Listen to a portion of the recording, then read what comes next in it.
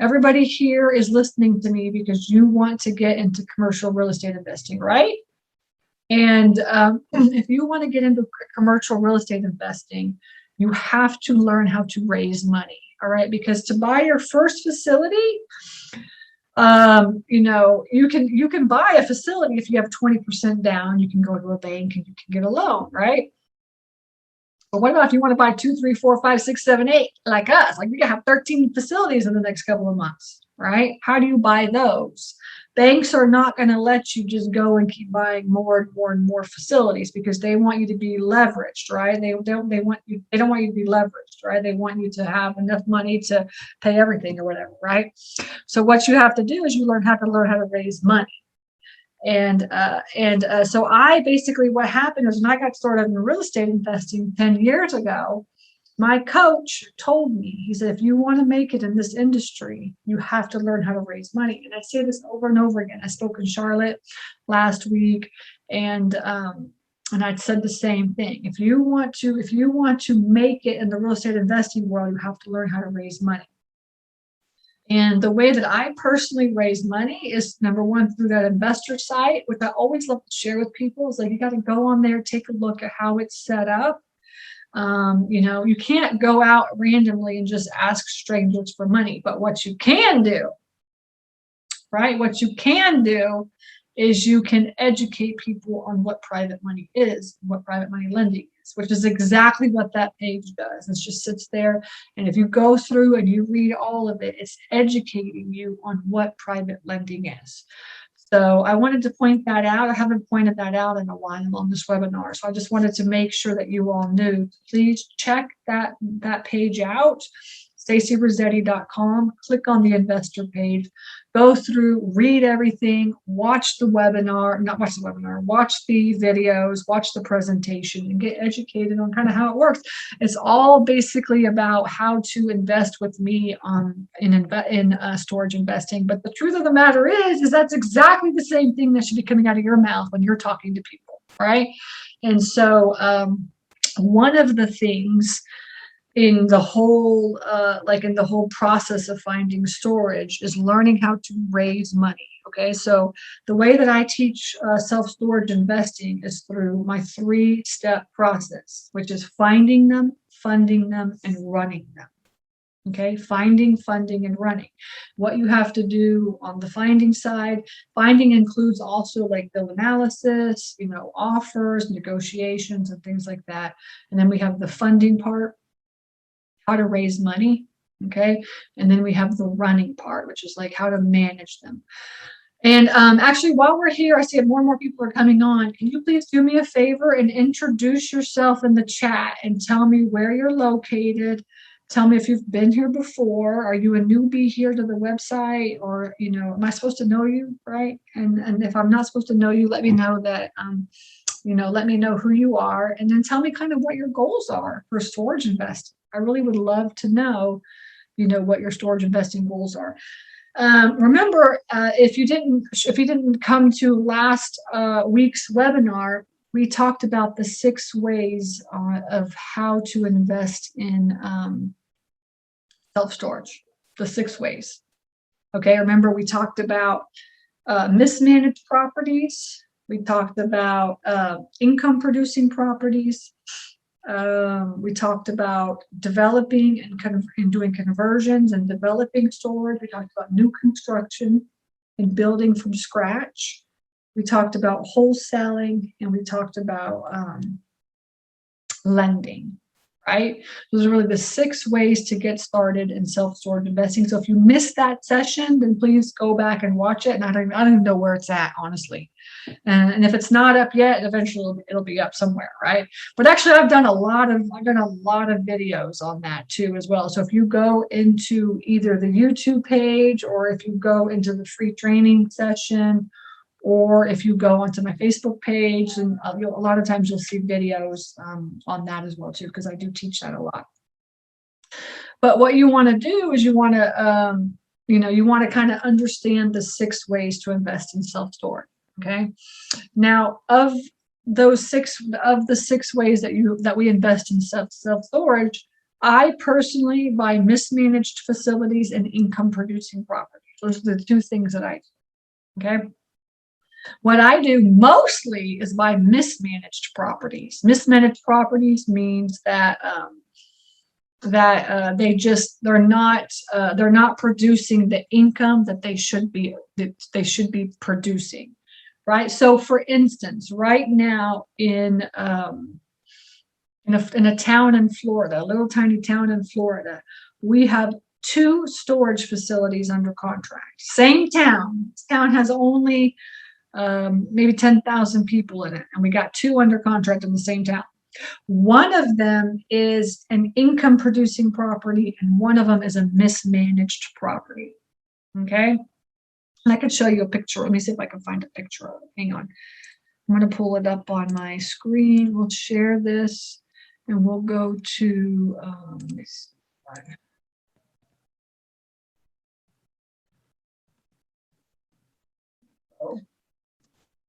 it's called Rainbow Storage. I'm so excited about this one here. This one here is, okay, yeah, this is it, right? So this is like this is one of them in Live Oak, Florida. It's got 112 units.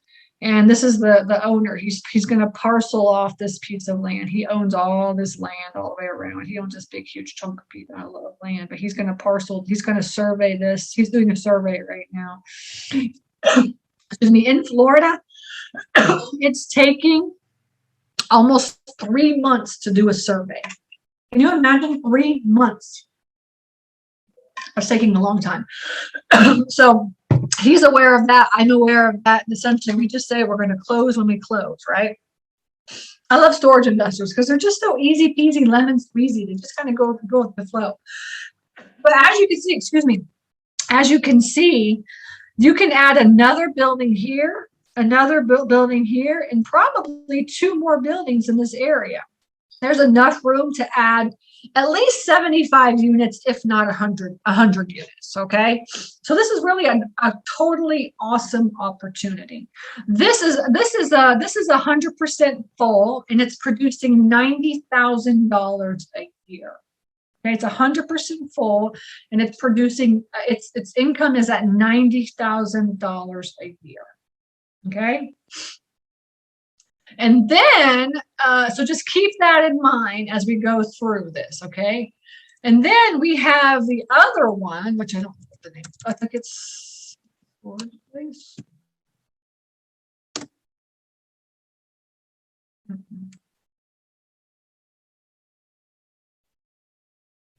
The storage place, yeah. Let's see if we can find a picture of this one.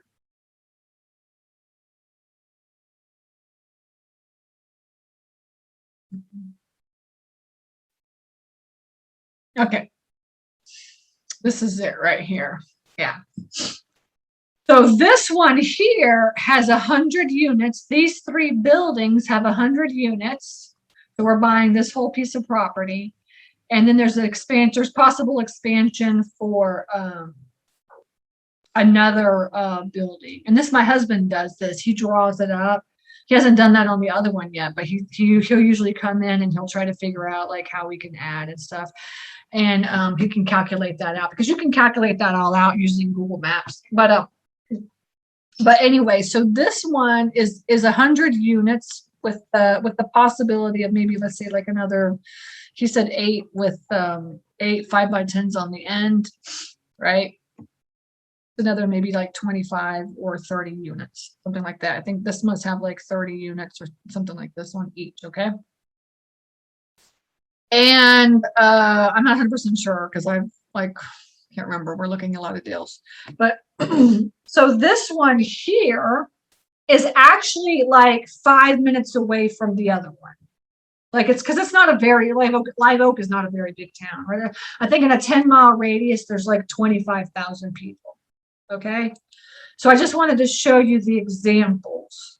Now that one, okay, so now we have the 2 facilities. You can see the difference. Now that one, obviously you can tell is like there's no expansion on that one, right? There's no way to expand. Okay. You can, I mean, actually, I guess you can add like one little building, but that's it. Possibly, if we can get approval on that. The good thing is about these little tiny towns, honestly, like you can get approval on anything a lot of times. But anyway,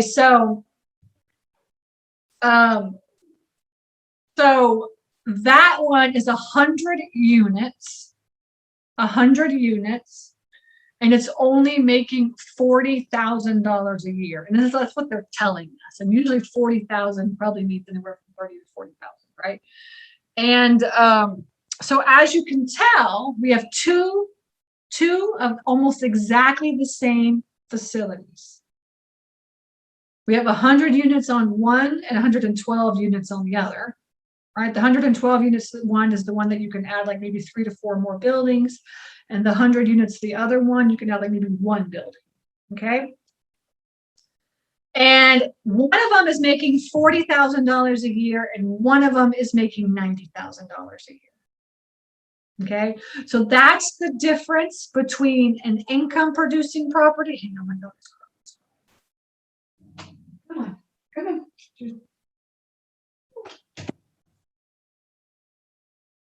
It's like crying at the door. It's like old dog. He's my old baby, so gotta make sure he's happy. And you okay now? He has to be like looking at me, seeing me. Does anybody have a dog like that where you always have to look? Anyways, but so the $40,000 facility is a mismanaged facility. And the $90,000 facility is an income producing. I forgot to mention, they're both 100% full. They're both 100% full. So just think about that. Just think about that. What is the difference between a 100-unit facility that's making $40,000 and a 112-unit facility that's making $90,000?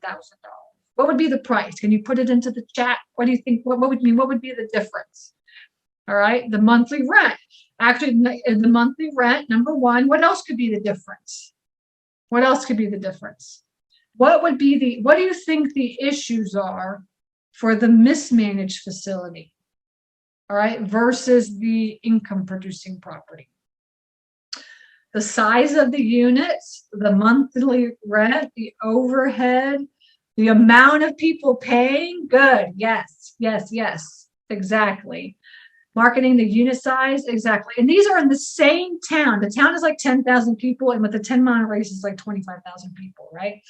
So, but yes, as you can see, like, and so we're picking up just think about this. We're picking up the 40 unit, the $40,000 facility for $300,000. Okay, and we're picking up the 600,000 unit. I'm sorry, this 100,000. I'm messing up my numbers today. The 112 unit for $600,000. Okay, so we have 40,000 for 300,000, and we have 90,000 for 600,000. Now, which is the better deal? Which is the better deal? That's the question. All right, that's the question. But what I love about these two deals is that, first of all, we got the mismanaged facility under contract for $300,000. And that was the first one that we got under contract.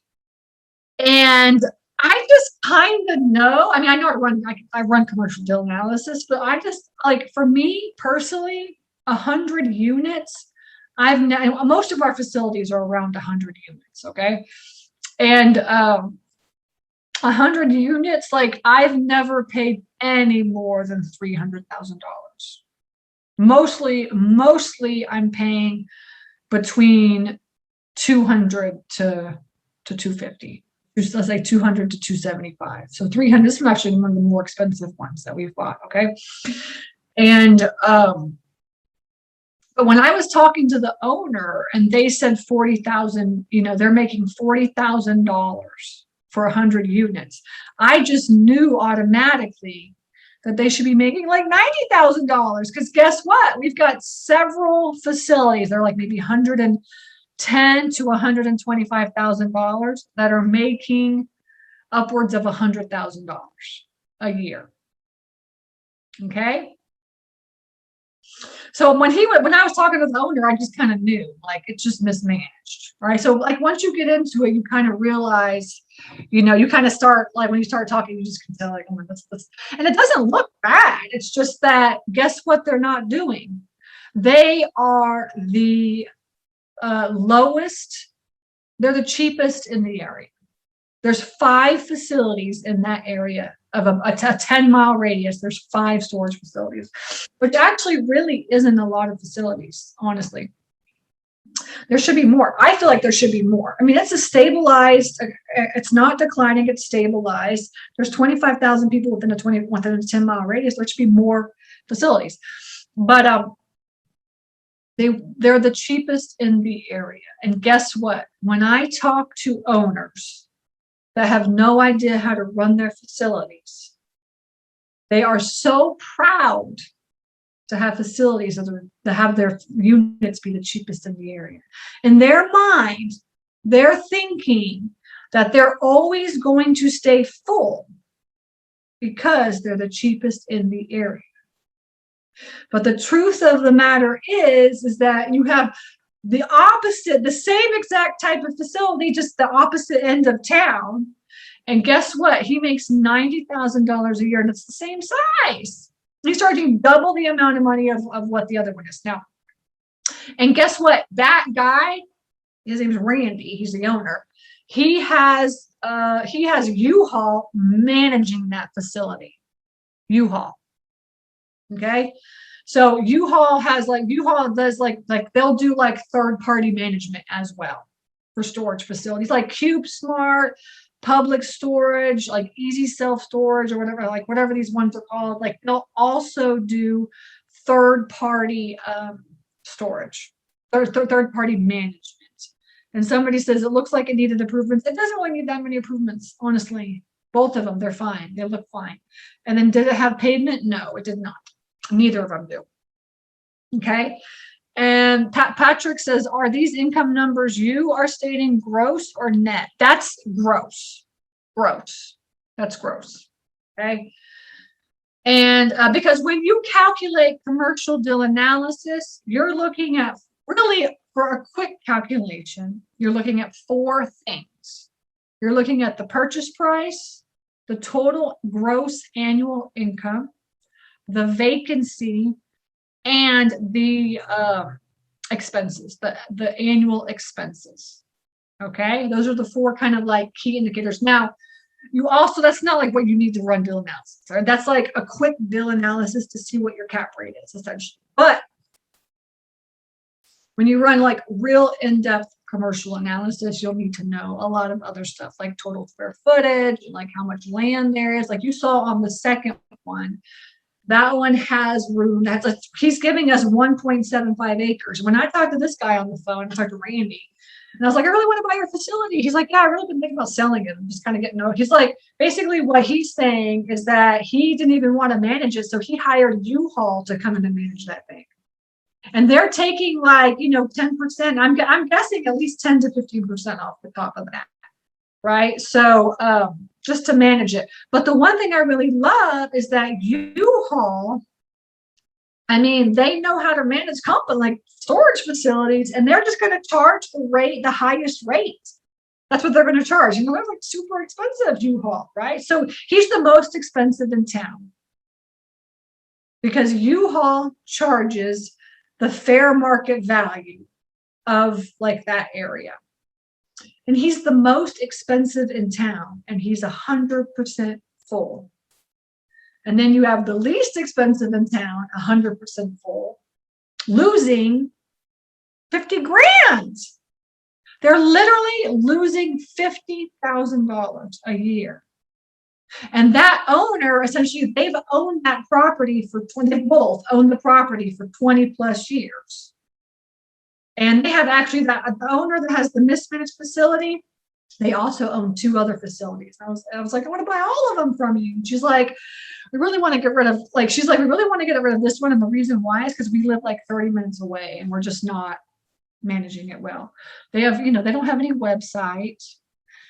They just have to go up and meet the people. I mean, it's just it's just a big headache for them. If you don't have a website, then you got to go meet all those people. Who wants to do that? Only the people that don't know how to manage their facilities do that. Okay. People like us, people that are learning how to manage their facilities better and want to, have like 3, 4, 5 of these, we know that everything is completely electronic, completely contactless, completely automated. And in fact, we hardly ever go to our facilities, right? I mean, think about this in the find them, fund them, run them process. Okay.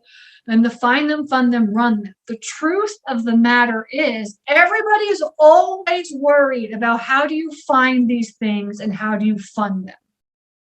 But guess what? Finding them and funding them is the easiest part. The running them is actually the hardest part, and it's the most important part. Because the truth of the matter is that when you invest in self-storage, you are investing in a business, a retail business, right? And statistics show that 85% of all small businesses fail within the first 5 years of doing business. Guess what? I come in and I buy those businesses that fail.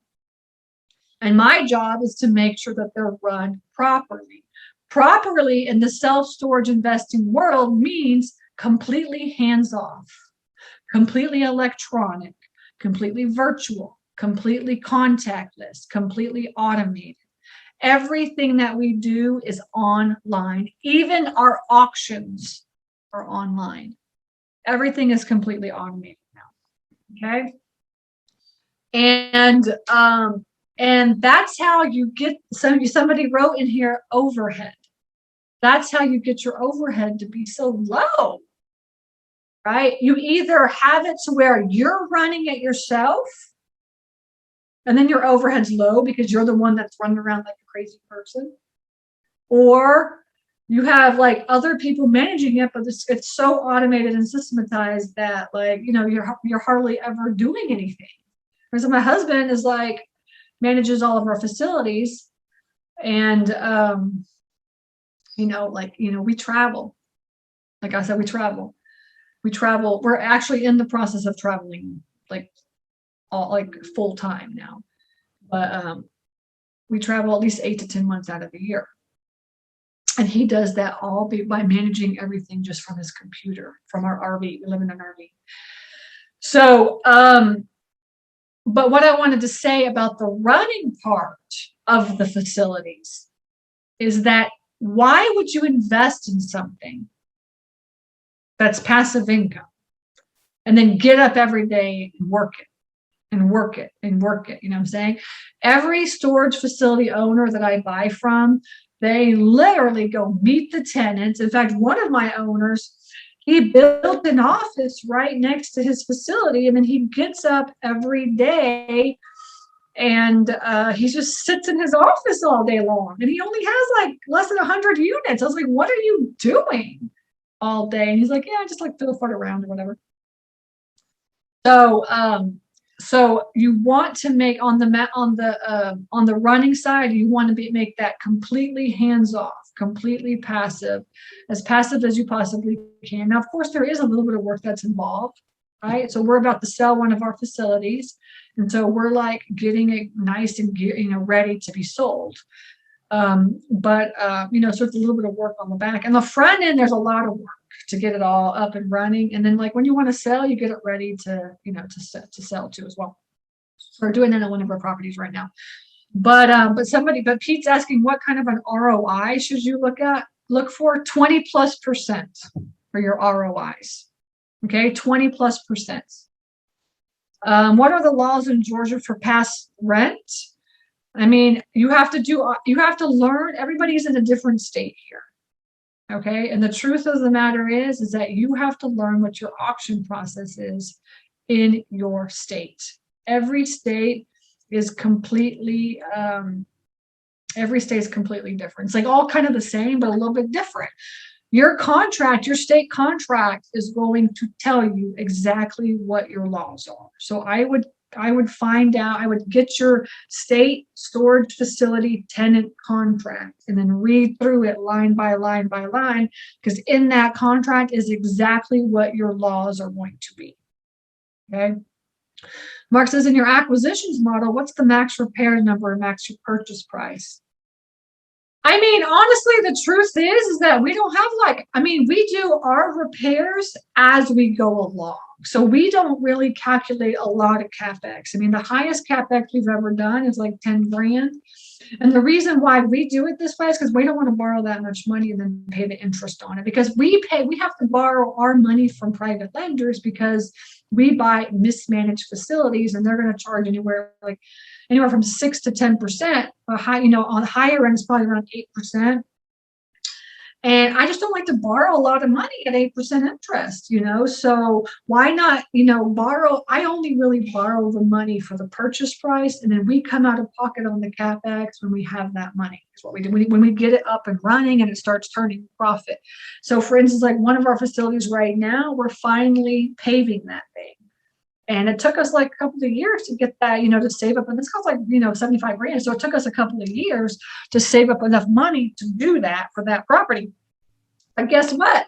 We didn't pay any interest on that money at all. That's all from just like making money.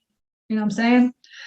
So, that's what I like. I try to be as smart as I can, so I only really borrow what I need to borrow. Now that's because we buy smaller facilities. Now I have a student right now that's buying a $3 million facility. Okay. Her first facility that she bought in the coaching program was $300,000. Her second is $3 million. And there's CapEx on that. It's going to be like, I think 40 grand in CapEx. So on a $3 million facility, $40,000 in CapEx. So it's really, honestly, even for a big, huge facility, this is a badass facility as well too. 630 units for $3 million. It's a very, very good deal. And she did exactly what I told her to do on how to find facilities. And that's how she found that sucker. Oh my gosh, I'm so proud of her. And so now, so she's partnering with one of my lenders, and she's only bringing 150 grand to the deal. And my lenders are going to bring the rest of the money, and they're going to bring the money for the CapEx. Okay. So, but yeah, CapEx is, not a lot, honestly. It just doesn't take a lot of money to fix these things up. It just doesn't. This is not like rehabbing homes. I don't know if anybody's rehab homes here, but it's not like rehabbing homes. It's just, it's a buy and hold that you just maybe need to paint the pillars, or, maybe just paint the doors or something like this. So you ramp up, then fix where and when needed. That's what I do. That's not what everybody does. And and some of the deals, like my husband would be like, why don't you just borrow some money so we can fix this thing up, and he's the manager. Of course, he wants all the money up front. So sometimes we have a debate about that. And then on some properties, I do borrow money. I've never borrowed any more than 10 grand though. And then we bought an abandoned storage facility for 150 grand. This guy just left it to rot. And I borrowed $160,000 to he was like, you need to borrow some money for this one. And I was like, fine, how about 10 grand? So we borrowed 10 grand on it. Okay? But most of the time we are not borrowing that much money just for the purchase price. We're doing. Okay. So Mrs. Lee adds, what is CapEx? CapEx is a shortened term for capital expenditures. And capital expenditure is just the rehab cost, or how much money you need to fix up the facility to get it 100% up and running. So on the $3 million facility, the reason why they have $40,000 in CapEx is because the gate system that the previous owners are using does not work with the software that she uses to run her facilities, right? And so there's they have to change the gate system, essentially, the software on the back end for the gate system. And so that's going to cost some money, especially for like it's 3 different facilities. So it's going to cost probably like 20 grand, maybe 20 grand, I think, something like that, to change all that up. So that's part of the CapEx. And then there's I think there's one facility that's kind of more run down than the others. And that one is we're going to paint. So there's some money for that. And then there's maybe a couple doors here and there or something or whatever that needs to be fixed. And that's the CapEx for this $3 million facility. Okay. I bought a facility where actually this one behind me, there were tires everywhere. The owner, all the people had just been using this facility as a dumping ground. And we're dumping not only trash, but tires. I think they found 1,000 tires on the property or more. And what I did is I just called EPA up and they came and got them. And just took them all away. Now that took a year, I think a year and a half. But essentially I didn't have to pay anybody for that. So if you think outside the box, sometimes you don't have to pay anything, so that's kind of what we do is we just go with the flow. We want to get this thing making money, and then we repair as we go along. Okay.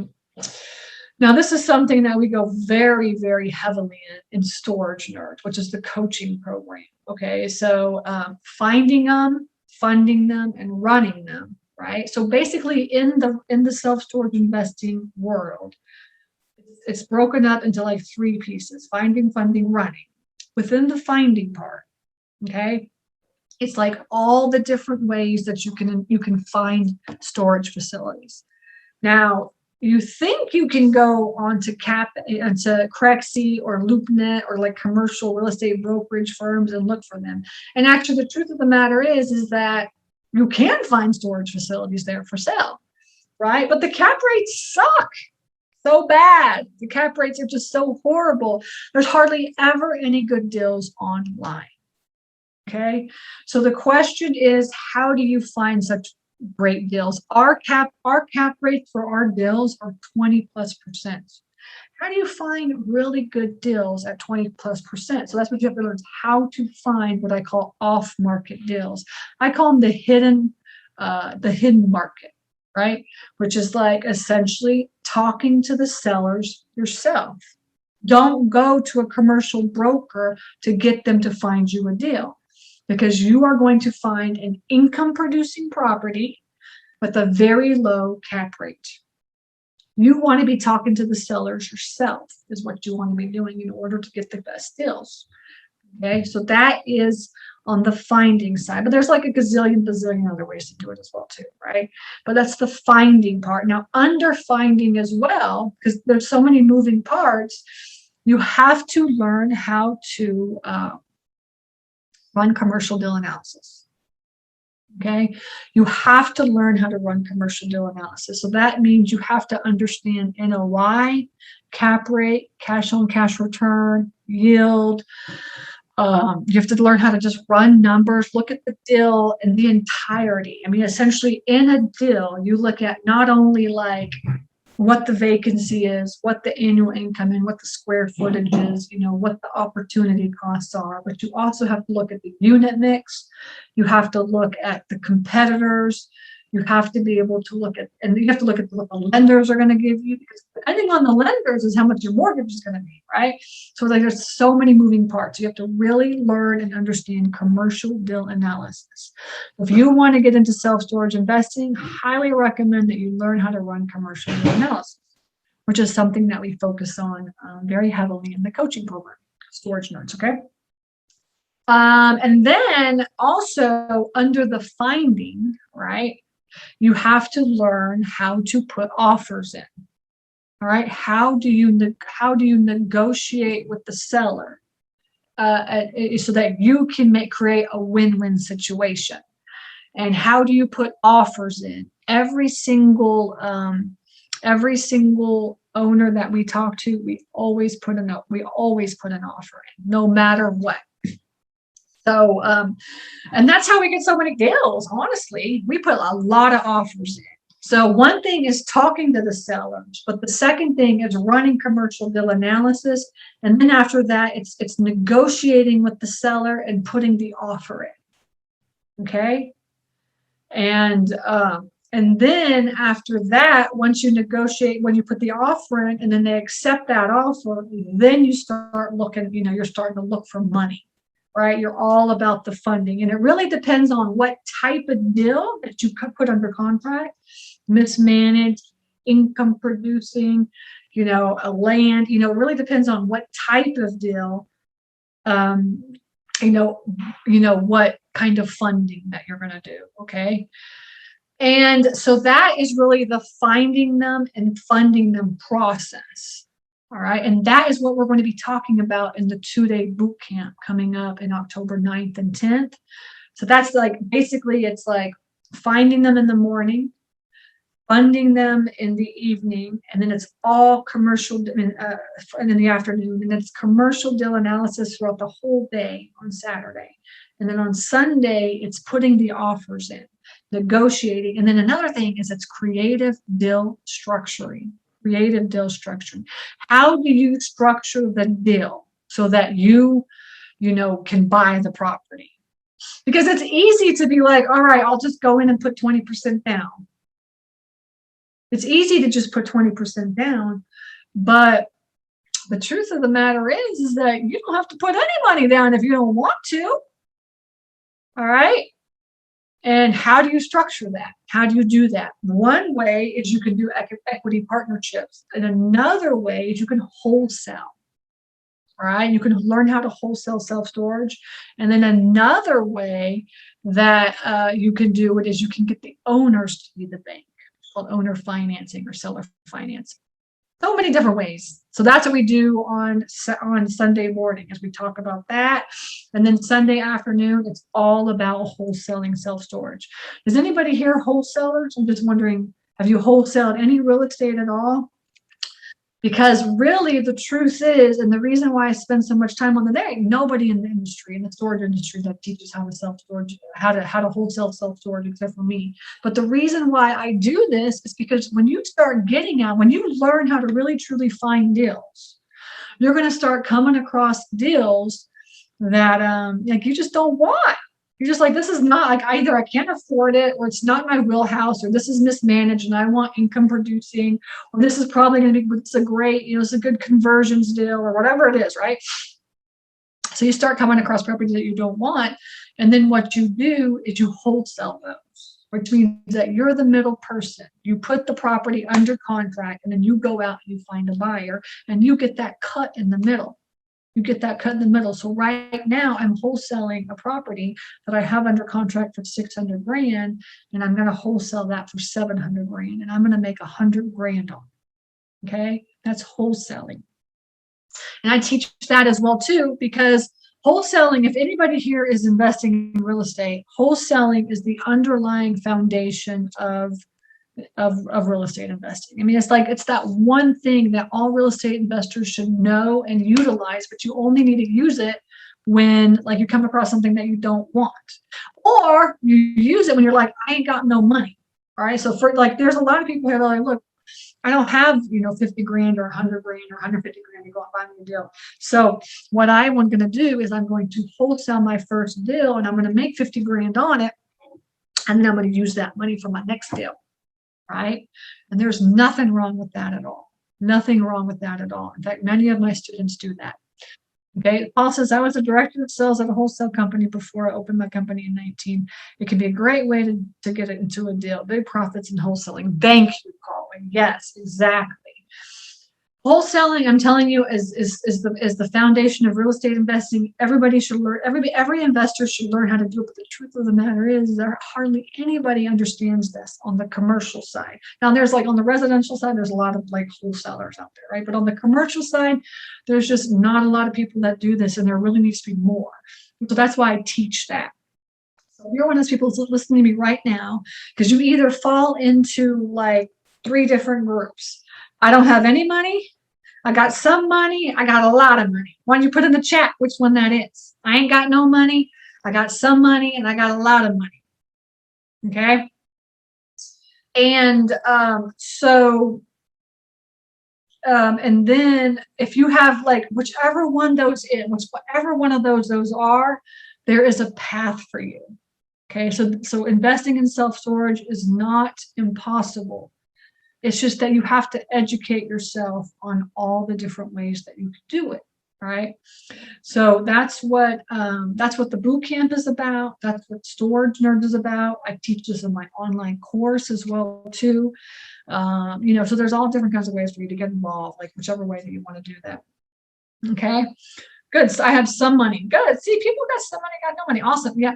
No matter what it is, but what you do need to do is educate yourself on how to do this. I mean, some people, you just have to learn how to do this. And it's not difficult. It's just that you got to learn how to do it, right? You can do it on your own. All right. And just you kind of like figure it out on your own, which can take forever, or you can get somebody to just show you what to do. And yes, if you do, I saw somebody, if you do join us to join the boot camp, then you do get the recordings for that. I have plenty of my own capital. However, I raise all the capital for every deal we'll close. Exactly. So Paul, you know what I'm talking about? Because guess what? I own a lot of storage facilities, and I don't put any of my own money into those storage facilities. Now I put my own, not into purchasing them. I put my own money into managing them. And sometimes, like a mismanaged property, you have to come out of pocket. So we come out of pocket a lot of times to just manage it, but definitely not to purchase. Okay. Okay, good. I love that you guys are listening. So now we talked about finding them. We talked about commercial bill analysis. We talked about funding them. We talked about a little bit about running them. Now on the running side, okay, so once you learn how to find them and fund them, then of course you're gonna get it under contract, right? You're gonna get it under contract, and then the question is like, how do you manage these things? How do you manage them so that they are passive income? Why would you get into this? Why would you get into this if it's not passive income? I'm talking about truly passive income, as in like we live in an RV and like travel around the country managing our storage facilities. And we have almost 1,000 doors. And we're about to buy another 3 of them. It's going to make us another like 350 doors. And we're going to just manage those from our RV, travel around the country, right? Whatever your lifestyle is. It's a lifestyle by design, right? So you want to make it passive income. And so that's kind of how do you do that?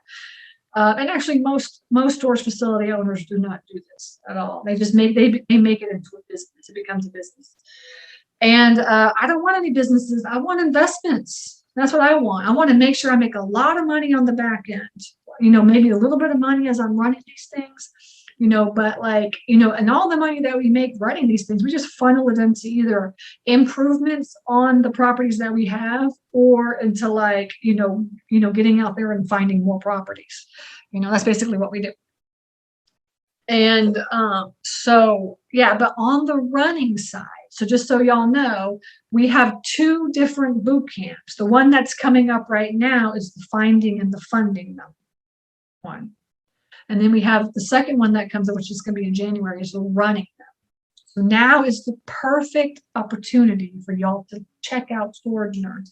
Because what's going to happen is that you're going to get into Storage Nerds, and the goal with Storage Nerds is that in the first 90 days, you get your first facility under contract, right? So from like now until the end of the year, you're going to get that facility under contract. I'm going to help you to do that. And then in January, it'll be perfect because you'll be like, I'm closing on this thing. What do I do? Because the way that it works, the staging, the way that the stages work is that the first 90 days, all right, so let's just say stage 1, as a storage investor, you say, okay, I want to buy a storage facility. Okay, so now stage 1 is finding them, getting out there and looking for storage facilities and putting it under contract. So within the first 90 days, you're like, okay, I'm going to get this thing under contract. That's stage 1, all right, within Storage Nerds. This is kind of how we look at it. Stage 2 is the onboarding. Stage 2 is like, okay, I have this under contract. Now what do I do? And the onboarding process for us stems from our very first deal that we put under contract, that we had no idea what we were doing. All right. And it took us a year to really onboard and automate this first facility. Now you can do that in like the next stage 2 is onboarding. Because what that means is that you want to get everything that you can possibly done before you close on that deal, which is stage 3, the close. When you close the deal, now what do you do? Stage 3, the next 90 days is, okay, now you have to get all those tenants with their contract signed, right? Which is a pain in the ass. I'm gonna tell y'all, it's a pain in the ass. You got to do all this, like the first 90 days of you owning a facility, you're like running around like a chicken with your head cut off, right? And so to minimize that pain, you get most of what you need done on the onboarding, stage 2 section. Then stage 3 is the closing. And then that's where you're like, you get all the contract, you get the tenants in and all this kind of stuff into your software. But what you're focusing on is really just automating and systematizing everything. And the way that you do that is through your software. All right, so we'll show you, we use storage. We show you how to set storage up and how to get in there and just automate and systematize everything. Because storage, the software, what it does is it like does all the emails, it does all the text messages, it does reminders, it does auction process, it does rate increases. I mean, essentially it manages your facility. So you want to automate all that. You want to get in there and really automate that. So we show you that for your stage 3 closing stage. And then by stage 4, you're just like, I'm ready for my next deal. I'm ready to start looking at all my students that get into the program. If they make it a priority, that's exactly what I see. So once they complete stage 1 and they move to stage 2 and then to stage 3, but then after stage 1, because stage 1 should take you 90 days, right? Unless you don't make it a priority. If it's not a priority, then it's going to take you longer. But it should take you 90 days. Stage 2 and 3 is like the next maybe 5 to 6 months, something like that. And then by the end of that 6-month period, you're like, all right, let's get out there and start looking for my other facility, right? And that's how it works. All right, so this is not like a get rich quick program. This is a buy and hold lifestyle, right? You're going to buy them and you're going to hold on to them, or you're going to wholesale your first one and then buy your next one. Right? And that is how it works in the coaching program. And actually we have this stage. I wanted to show this to you real fast. Right here in the, if you go to Storage Nerds and you click on this and you scroll down to the page,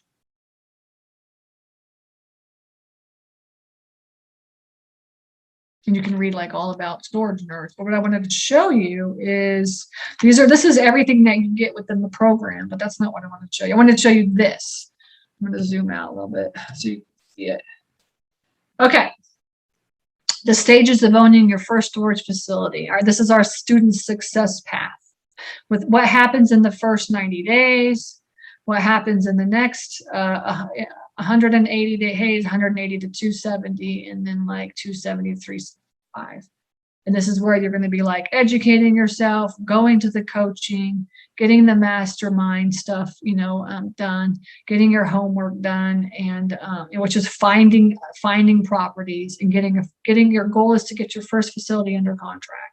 Goal is to purchase and close on your first facility. The goal is to automate and systematize your first facility. And then this goal is to start looking for your next facility. So you can get in there and just start looking at, these are really the stages. It's what I've noticed by coaching now for such a long time, how the students are doing it. Now that we just hand over how to do everything, right? So that was not our stage. Just telling y'all, that was not our stage. It took us years to figure that out. All right. But that's what I've seen from coaching all these people. So please check that out. Check us out. It's storagenerds.com and look at the boot camp, look at the website, stacyrossetti.com. You can check it all out there as well too. Okay. Any other final questions on how to get started in self-storage investing? All right. Anything else that you guys have that you need help with? I see some people, like a lot of people got some money, so that's good. If you got money, then I'm going to tell you it's going to make life so much easier, because then you're going to be able to, you'll be able to find a deal and we'll be able to come up with some sort of solution on it. But if you don't have money, I'm just saying, if you don't have money, then don't think that you can't do this, because you can. All right. In fact, I don't put any money into purchasing my deals. You can learn how to find private money. You can get them to owner finance, or you can learn how to wholesale. Those are your three options if you don't have money. If you do have money, then you've got lots of options.